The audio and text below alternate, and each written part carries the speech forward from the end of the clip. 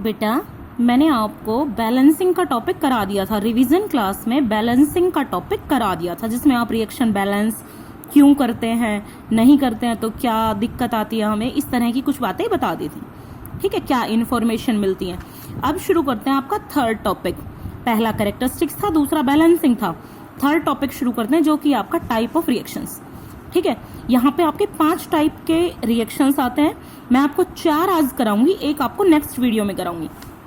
Type of reaction, तो सबसे पहला आता है टाइप ऑफ रिएक्शन में combination reaction.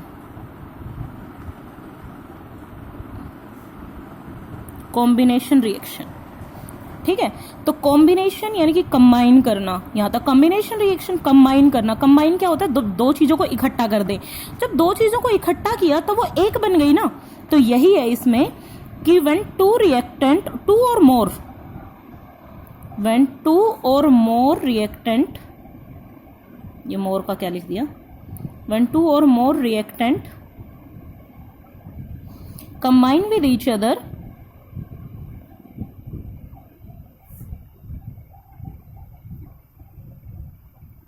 and form single product।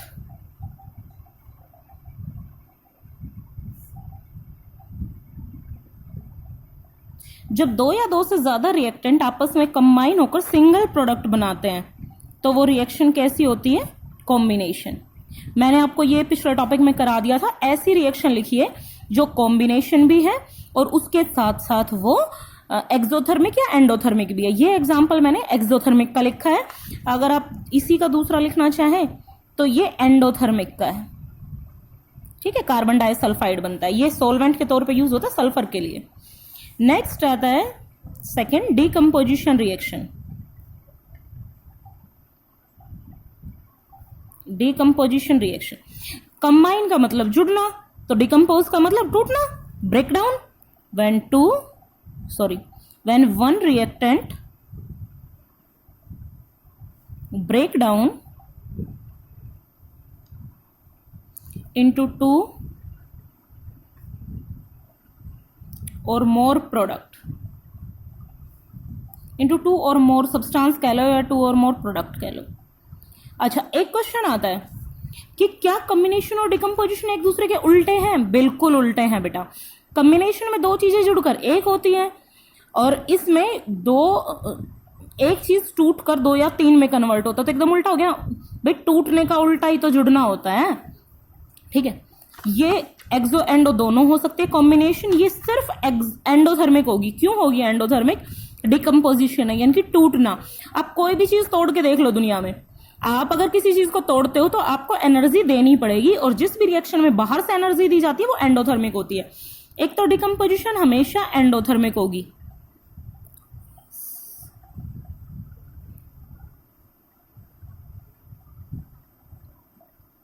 Always endothermic, पहली बात।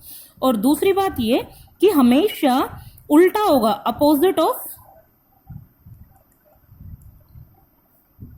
कॉम्बिनेशन। ठीक है, हमेशा कॉम्बिनेशन का उल्टा होगा। आई होप ये बात आपको समझ में आ गई होगी। अब देखिए डिकम्पोजिशन के पार्ट करते हैं। डिकम्पोजिशन के 3 पार्ट है भाई। आज तो मेरे हिसाब से डिकम्पोजिशन ही पूरा होगा। मैं सोच तो रही थी 4 करा दूं, पर डिकम्पोजिशन ही कराएंगे।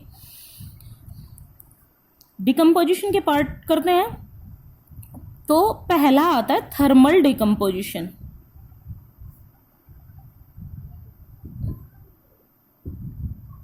जिसका दूसरा नाम थर्मोलाइसिस भी है।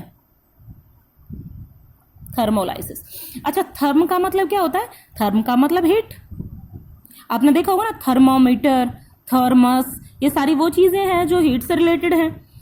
अच्छा, तो थर्मल डिकम्पोजिशन में डेफिनेशन क्या हुई? व्हेन डिकम्पोजिशन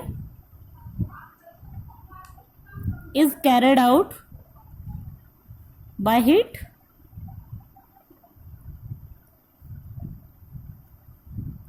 डिकम्पोजिशन जब हीट की वजह से हो तो वो थर्मल डिकम्पोजिशन। तो देखिए कैल्शियम कार्बोनेट एक वही संगमरमर का पत्थर है, इसको ध्यान रखना है, बहुत इंपॉर्टेंट है। मार्बल, एग शेल, ठीक है, और उसके अलावा वो जो मिल्की पिपिटी बनते हैं, कई जगह यूज हो चुका है ये। ठीक है, तो यहाँ डिकम्पोजिशन एक सिंगल रिएक्टेंट था, दो प्रोडक्ट बन गए हीट की वजह से, तो थर्मल डिकम्पोजिशन या थर्मोलाइसिस। सेकेंड आता है फोटोलाइसिस या फोटो डिकम्पोजिशन, एक ही बात है। फोटो, अच्छा देखिए, फोटोसिंथेसिस पढ़ा है ना, फोटोग्राफी क्या होती है ये चीजें बेटा। फोटोग्राफी का मतलब ये नहीं होता फोटो खींचना मतलब तस्वीर उतारना, नहीं। फोटोग्राफी का मतलब होता है सनलाइट की प्रेजेंस में किसी चीज का ग्राफ प्लॉट करना, ठीक है। और फोटोसिंथेसिस का मतलब सनलाइट की प्रेजेंस में खाना बनाना, कुछ बनाना। तो यहाँ फोटोलाइसिस, तो फोटो मतलब सनलाइट, सनलाइट की वजह से डिकम्पोजिशन हो। तो ये टॉपिक जो आता है ना फोटोलाइसिस वाला, बहुत इंपॉर्टेंट आता है। देखिए पहले तो डेफिनेशन आप खुद ही लिख लोगे, when decomposition is carried out by sunlight, जब डिकम्पोजिशन सनलाइट की वजह से हो। बेटा एक चीज ये ध्यान से सुनना, हमने आपको 3 चैप्टर करवा भी दिए हैं और फर्स्ट से रिवीजन शुरू भी करवा दिया है। अगले 2-3 दिन में ये चैप्टर कंप्लीट हो जाएगा। बिल्कुल भी लापरवाही ना करें बेटा, इस लॉकडाउन का फायदा उठाएं, टाइम से अपना सिलेबस करें, ठीक है। और वहां पे तो देखो आप स्कूल में 2 घंटे जाने के, 2 घंटे आने के, आपका स्कूल का पूरा 6-7 घंटे का टाइम, सुबह उठते थे स्कूल जाना शाम तक। अब आप फ्री हो कितनी 10-10 मिनट की मान ली आपकी वीडियो, तो आपके पास सभी टीचर ने अगर आपको 15-15, 20-20 मिनट का काम भी भेजा है तो आपका लगभग 2 से 3 घंटे में बहुत अच्छे से काम हो जाता है, ठीक है। तो आप उस चीज का फायदा उठाएं, पढ़ें ढंग से, तसल्ली से, घर में बैठे बैठे। चलिए रिएक्शन लिखते हैं, AgCl। और बेटा अगर किसी भी बच्चे ने ये कहा ना आके कि मैडम हमें तो कुछ नहीं आता, तो देखो फिर वो पनिश होगा, पिटाई होगी, ठीक है ना। अरे मजाक कर रही हूं, नहीं हो रही पिटाई, तुम पढ़ लो बस। कभी कभी थोड़ा डराना भी चाहिए ना, इसलिए बोल दिया, मुझे पता है मेरे बच्चे पढ़ लेंगे, ठीक है। चलिए, twice of AgCl gives 2Ag plus Cl2 और twice of AgBr gives 2Ag plus Br2। यहां पे क्लोरीन लिबरेट हो गई, यहां पे ब्रोमीन लिबरेट हो गई। ये दोनों की दोनों रिएक्शन वो हैं जो फोटोग्राफी में यूज होती हैं, ठीक है।